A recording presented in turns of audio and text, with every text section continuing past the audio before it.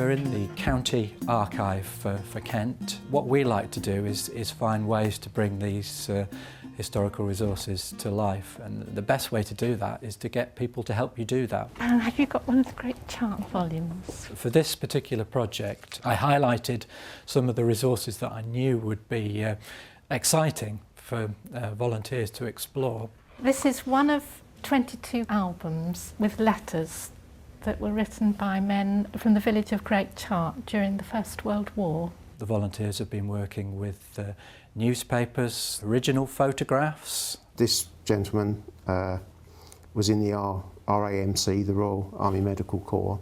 What we've been particularly focusing on in our project, which is called Facing the Great War, is resources that relate to the First World War. I went up to the library and asked if there were any volunteer positions available for research, and they said yes. Julia took albums that related to Great Chart Village, a small village in Kent, back to that village. It was a wonderful opportunity to share what we'd got and to learn from the descendants too. I found it extremely rewarding. I'm a pacifist, anti-war. When I first told I was going to be involved in this project, I thought, help, I'm going to hate this, but I'll give it a try. We're trying to make connections with our customers, and often the customers can bring more to the story. He was actually 14 in 1911, so he was only young when he went to war. I think doing a project on the First World War for me has given me a little more patience with it.